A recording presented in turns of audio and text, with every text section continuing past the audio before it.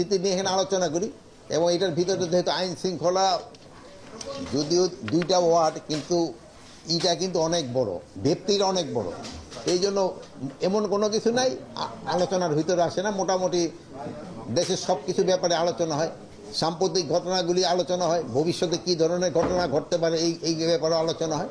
আমরা এইগুলির ব্যাপারে আলোচনা করছি। স্পেশালি আমরা মাদকটার উপরে বেশি জোর দিই, যেহেতু মাদকটা আমাদের দেশে কিন্তু একটা বড় ধরনের সমস্যা দেখা দিছে। এটার জন্য আমরা সবসময় বেশি জোর দিই। এখন আপনাকে রিপোর্টিংও দেখছি, এখন ইয়াবার কিন্তু ধরা পড়তেছে অনেক বেশি। বাট এগুলি ধরা পড়লো ওই রুই কাতলাগুলি ধরা পড়তেছে না, ওই পুঁটি আর ট্যাংরা এইগুলি ধরা পড়তেছে। তা আমরা চাচ্ছি যে রুই কাতলাগুলি যেন আইনের আওতায় যত তাড়াতাড়ি নিয়ে আসা যায়। এই ব্যাপারে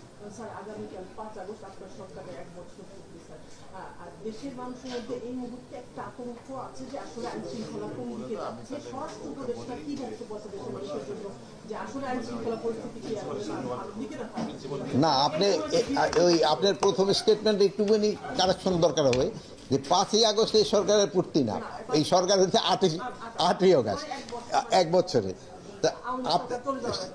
তা আপনার আমি বললাম যে ওই 5ই আগস্ট আওয়ামী লীগ সরকার চলে যাওয়ার পরে মানে আইন শৃঙ্খলা পরিস্থিতি ওই সময় যেরকম ছিল, এই আজকে 4ই আগস্টে এটা কি উন্নতি হয়েছে কি হয় না, এটা আপনারা আমাদের থেকে আরো ভালো বলতে পারবেন। এই আমরা যে সময় এই দায়িত্ব নেই সেই সময় আমাদের এই পুলিশ বাহিনীর পরিস্থিতি কী ছিল, অন্যান্য বাহিনীর অবস্থাটা কী ছিল, এবং দেশের অবস্থাটা কী ছিল, ওই থেকে কি উন্নতি হয়েছে কি হয় না, এটা আপনারা বলেন। আপনারা আগে বলেন, এই প্রশ্নের উত্তরটা দেন। হ্যাঁ, এই যে আপনারা তখন চুপচাপ, ওই উন্নতি হয়েছে কি হয় না। এখন হ্যাঁ, আপনারা ওখানে বলতেছে যে কাঙ্ক্ষিত উন্নতি হয়েছে কি হয় না, এইগুলো কথা শোনা। ওই এলাকা আমি কথা শেষ করি। বাট আমাদের যে একটা কাঙ্ক্ষিত যেরকম একটা উন্নতি হওয়ার কথা, হয়তো আমরা অতটুকু উন্নতি করতে পারিনি।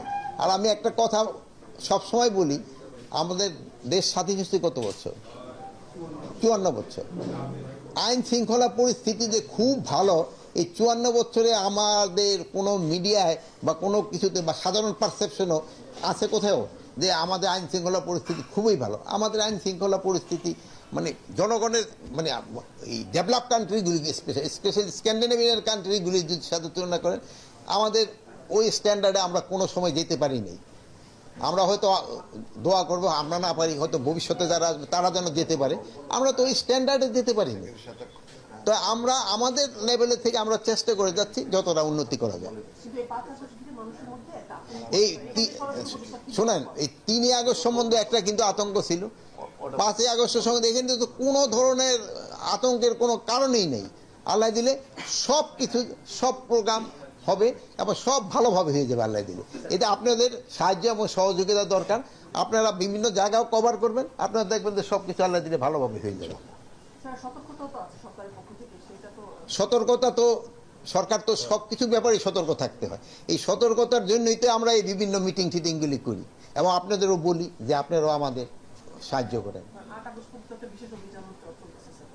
মানে বিশেষ অভিযানটা পুরো দেশেই চলতেছে, যেহেতু হয় কি এইটা ইলেকশনের আগ পর্যন্ত চলতে হবে।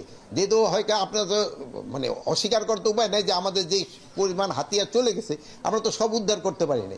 এইগুলো উদ্ধার করার জন্য তো আমাদের চেষ্টা সবসময় জারি আছে, চেষ্টা করতে হয়। কিন্তু হয় কি বিভিন্ন একটা হলো হয় এই সব বিভিন্ন অনুষ্ঠানগুলি হইতে গেলে অন্যান্য ক্রাইমগুলি আবার দিকে, যেহেতু বাহিনীতে একটা আপনারা এক কাজে লাগলে এখন আপনি কোন মিডিয়ার থেকে আসছেন? News tune. আপনার যেমন এখন যদি আরেক উপদেষ্টা করে আপনি তো যাইতে পারতেছেন না।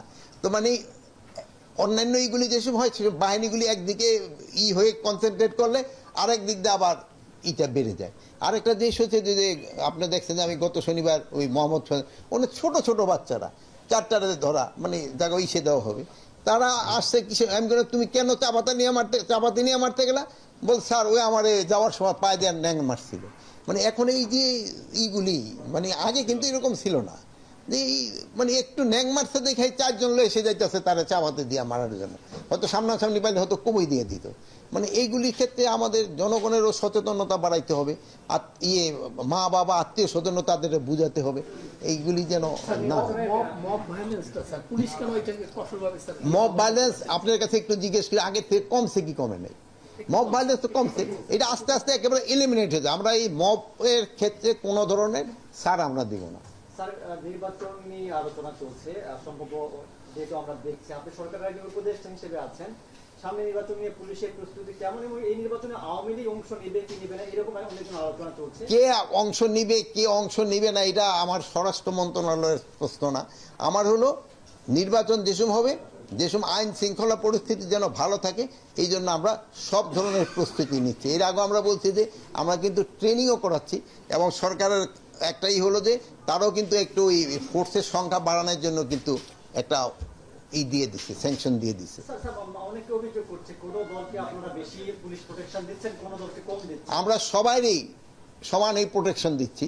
এই জন্য যে বেশি ভালনারেবল তারা একটু বেশি প্রোটেকশন দেওয়া হয়, যে একটু কম ভালনারেবল তারা একটু কম প্রোটেকশন দেওয়া হয়। যেমন আপনার আল্লাহ দিলে কেউ ভালনারেবল না, আপনার কোনো প্রোটেকশনের দরকার হয় না। কিভাবে ডিসাইড হয় স্যার পার্লামেন্ট? এটা তো বিভিন্ন এজেন্সি আছে, প্লাস আপনারও কোন যে এই এলাকাটা ভালনারেবল, আপনাকে থেকে এই ইনফরমেশন পাবেন। ভালো থাকেন, দোয়া করি, আল্লাহ হাফেজ। নির্বাচন করার মতো আপনার কনফিডেন্স আছে স্যার তো এই বাহিনীতেই তো নির্বাচন হবে আল্লাহ দিলে, এবং খুব ভালোভাবে হবে নির্বাচন।